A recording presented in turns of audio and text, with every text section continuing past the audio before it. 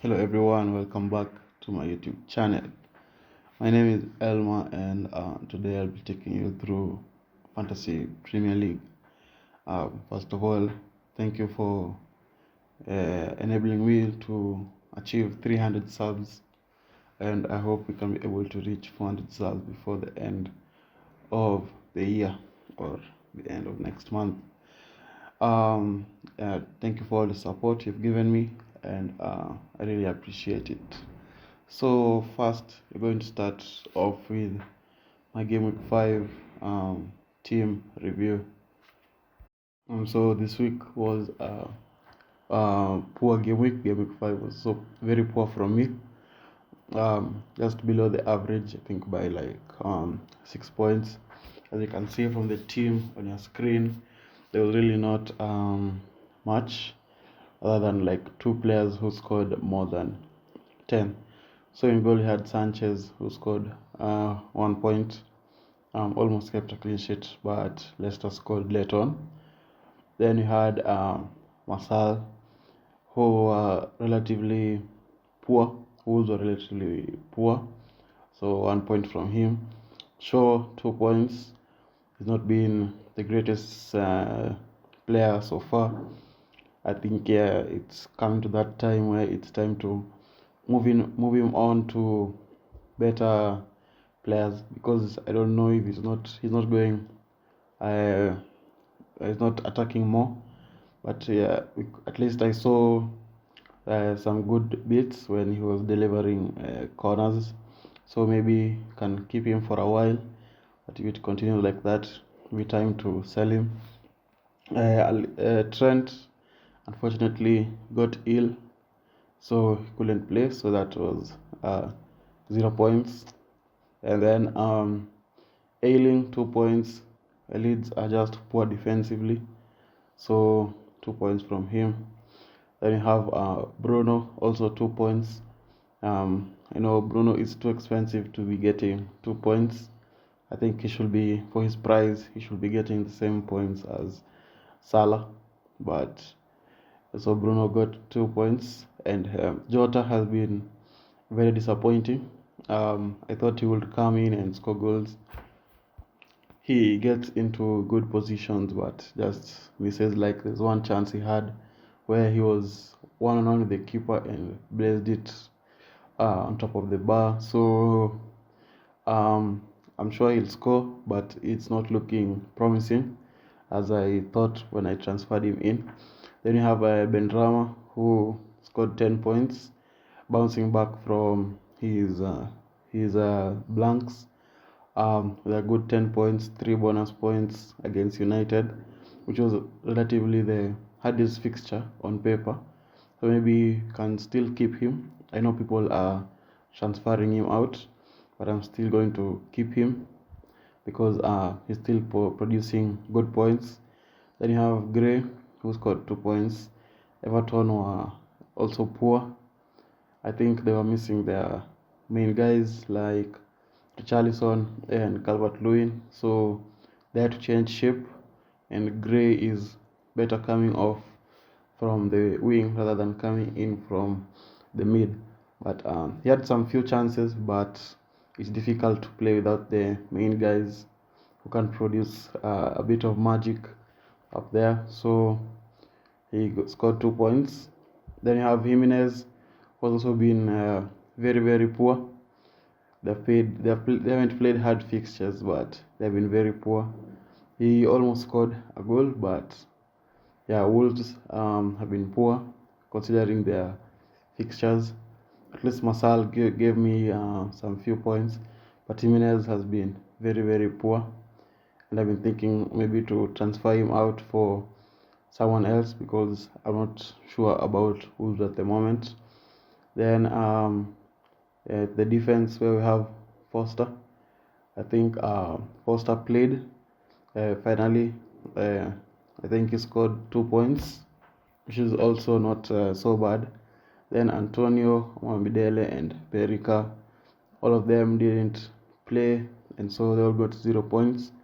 So that's why I think this game week it was a fail from me, because I don't have a good bench, so I'm trying to work out on how to fix the bench so that when I have a player who's not playing in the main 11, I can have a player coming off the bench.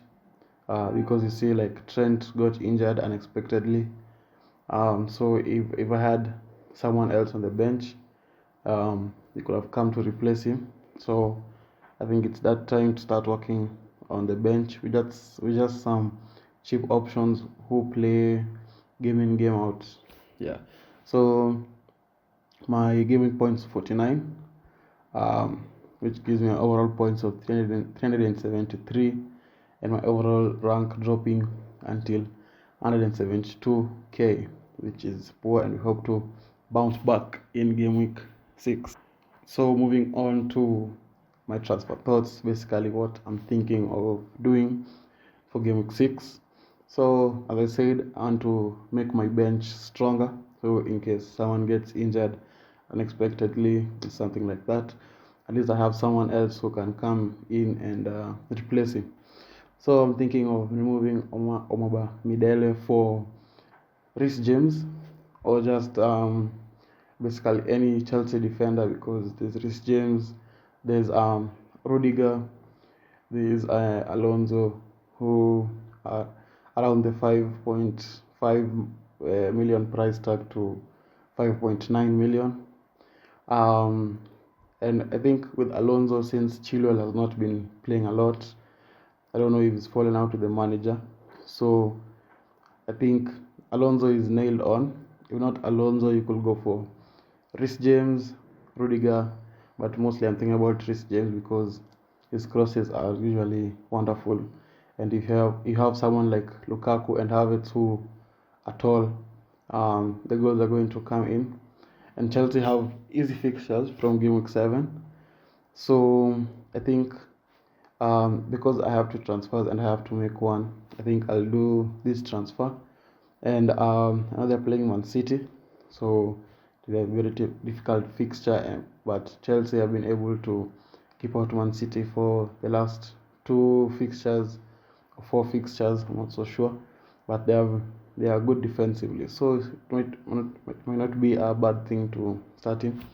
So this is the transfer I'm thinking of. Maybe I could also remove Bruno, but I don't want to bring in Ronaldo for one game week. So I think I'll just stick to this transfer and see how it plans out. Yes, so now it's my game week 6 team reveal.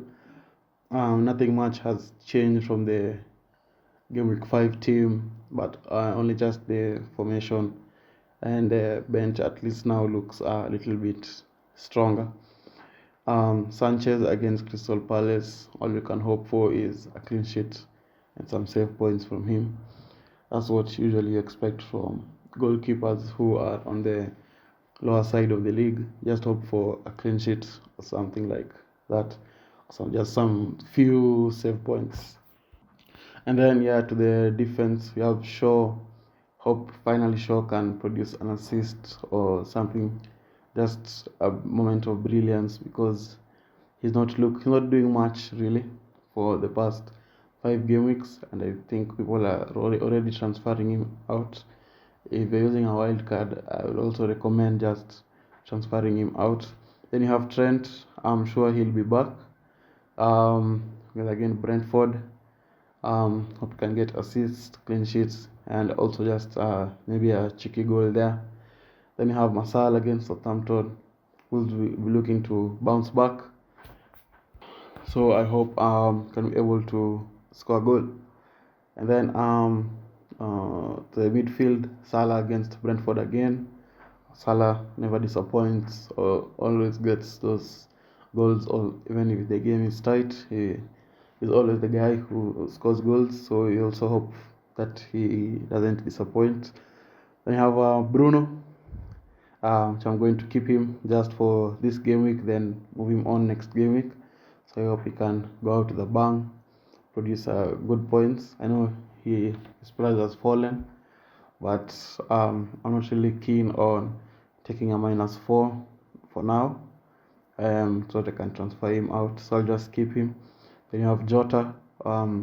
I hope he can produce, because past 2 game weeks he's been poor. I know he's tried, but I hope against Brentford can be able to produce. Then you have Benrahma against Leeds. Leeds are an open team, so I hope Benrahma can be able to do that and score a few goals. Then Gray against Norwich. I'm sure maybe Richarlison might be back, so I think the balance in the team will be restored. So maybe he can score some goals and get assists once the balance is back to normal. Then you have Antonio, who is back after picking up a red card and missing last week against Leeds. So I'm sure he'll be trying to prove to the fans that he can still he can still score goals. And I think also he owes an apology to the fans, because I'm sure if he was in the United game, they would have played much better. So I think he's going to prove a point against Leeds so that the fans can forgive him. So I hope he scores some goals. Then you have Jimenez against Southampton. Well, it's been very poor. I'm also thinking about transferring him out, so I hope he can perform better. Then have the bench where we have Foster against Newcastle. For him, I'm sure Sanchez will start, so Foster really just there to, at least when I know when Sanchez doesn't play, Foster might be playing, so I can just hope.